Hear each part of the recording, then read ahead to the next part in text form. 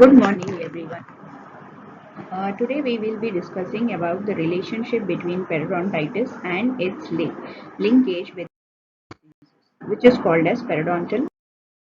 Now, Offenbacher in 1996 defines periodontal disease as a rapidly emerging branch of periodontology which focuses on the research of new data, establishing a strong relationship between periodontal health or disease and systemic health. This means a two-way relationship in which periodontal disease in an individual may have a powerful influence on an individual's systemic health or disease. Non-specific accumulation of bacterial plaque was once thought to be the cause of periodontal destruction, but now it is recognized that periodontitis is an infectious disease associated with predominantly gram-negative bacteria. Although pathogenic bacteria are necessary for periodontal disease, they are not sufficient alone to cause the disease. A susceptible host is also. There are many systemic conditions that can modify the host susceptibility to periodontitis. Patients with immune suppression may not be able to mount an effective host response to subgingival microorganisms, resulting in more rapid and severe attachment. Focal infection theory, according to William Hunter in 1900, oral microorganisms are responsible for systemic conditions. Restoration instead of extraction trapping results in the trapping of infectious agents. Now, gingivitis and periodontitis are considered to be a focus of infection. Connection between oral sepsis and resulting systemic condition could be shown by removal of causative sepsis through extraction and observation of improvement in the systemic. There are many organs, systems, and conditions which are possibly influenced by periodontal infection, like cardiovascular or cerebrovascular system, atherosclerosis, coronary heart disease, angina, myocardial infarction, cerebrovascular accident, endocrine system, which includes reproductive system, preeclampsia, and preterm low birth weight babies, and respiratory system, which is chronic obstructive pulmonary disease and acute bacterial. Periodontal disease with coronary heart disease is a well-known relationship. Studies done by Matila et al. Found that myocardial infarct patients had significantly worse dental health than did the controls. This association between poor dental health and MI was independent of the known risk factor for heart disease such as age, hypertension, cholesterol levels, and diabetes. Malthaner et al. Also found an increased risk of angiographically defined CAD in subjects showing greater attachment and bone loss.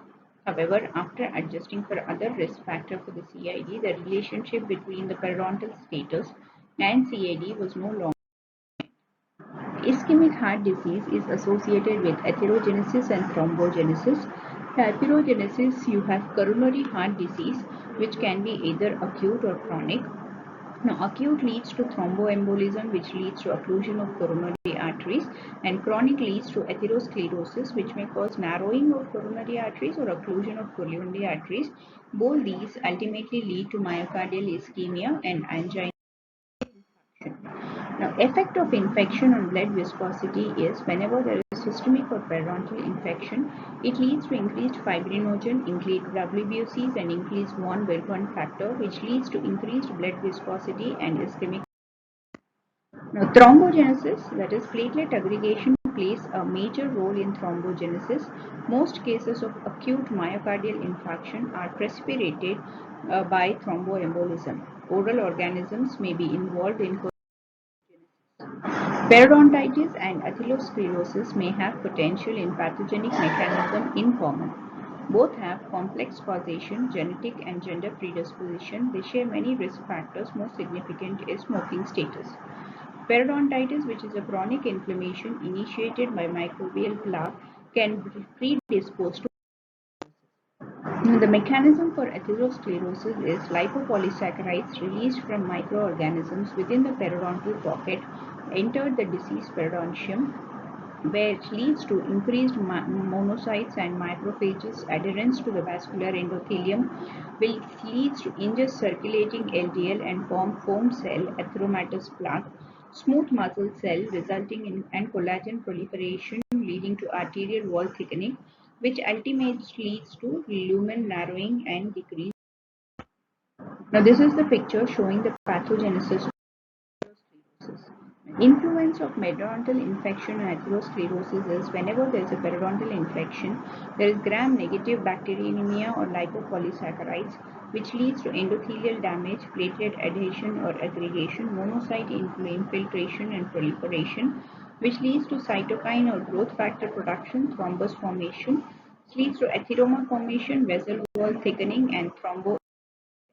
The cardiovascular and periodontal consequences of hyperresponsive monocyte or macrophage phenotype is whenever there is a macrophage phenotype and periodontal pathogens which leads to periodontal disease, there is a chronic bacterial challenge which leads to the formation of pro-inflammatory cytokines and accused phase reactants which leads to vascular events like hypercoagulability, atheroma formation.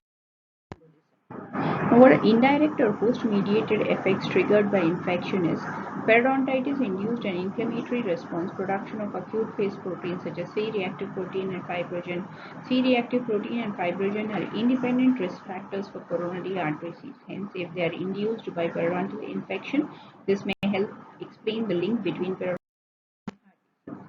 Diabetes mellitus is a complex metabolic disorder characterized by chronic hyperglycemia. It has diminished insulin secretion, impaired insulin action, or a combination of both results in the inability of glucose to be transported from the bloodstream into the tissues, which in turn results in high blood glucose level. Alteration in periodontal disease and diabetes mellitus, it is clear from epidemiological research that diabetes increases risk for and severity of periodontal disease. The increased prevalence and severity of periodontitis typically seen in patients with diabetes, especially those with poor metabolic control, led to the designation of periodontal disease as sixth complication of. In diabetic patients with periodontitis, periodontal therapy may have beneficial effect on the glycemic control. This is true for patients with relatively poor glycemic control and advanced periodontal destruction before treatment. Houghton et al. Conducted a study among 65 subjects in type 1 diabetes and chronic periodontitis and found that although there was overall improvement in periodontal health after therapy, 35% of subjects had an improvement in glycemic control after therapy, 37% had no significant change, and 28% showed worsening. The effect of periodontal infection on glycemia: bacterial infections decrease insulin-mediated glucose uptake by skeletal muscle and produced whole-body insulin resistance. Acute endotoxemia and cytokine production.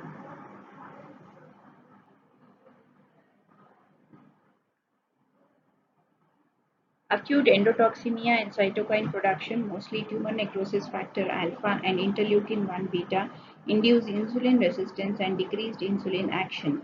The insulin receptor, tyrosine kinase, and the action of protein kinase C may either individually or in combination mediate some of the insulin effects such as translocation and activation of glucose transport.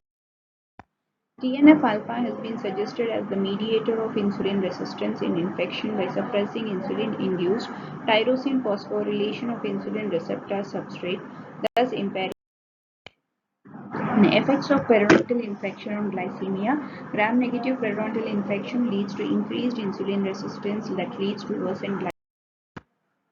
Low birth weight infants. The international definition of low birth weight adapted by is a birth weight of less than 2,500 grams.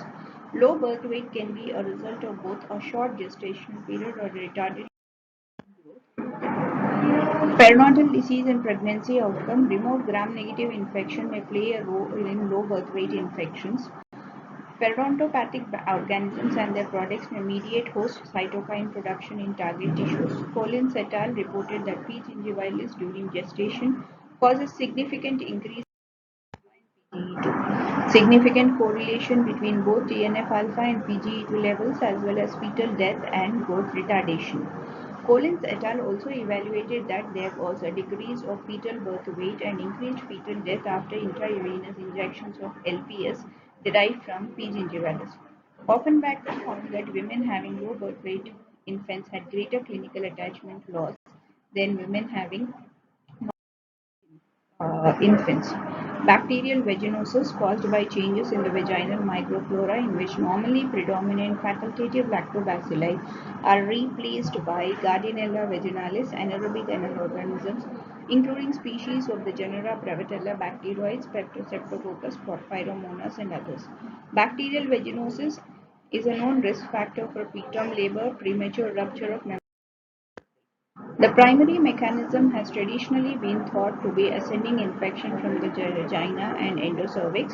Endotoxin and bioactive enzymes by many organisms associated with vaginosis may directly injure tissue as well as induce release of pro-inflammatory cytokines and throughout normal gestation, amniotic prostaglandin levels rise steadily until a significant threshold is reached that induces labor and delivery. Maternal infection may cause increased prostaglandin production and may result in labor-inducing levels being achieved before full gestation. Various pro-inflammatory cytokines such as interleukin 1, 6, and TNF alpha have been found in the amniotic fluid of women with preterm labor. Women with preterm labor often have a culture positive amniotic fluid even in the absence of clinical infection. Of culture positive patients, the most commonly isolated species is Fusobacterium.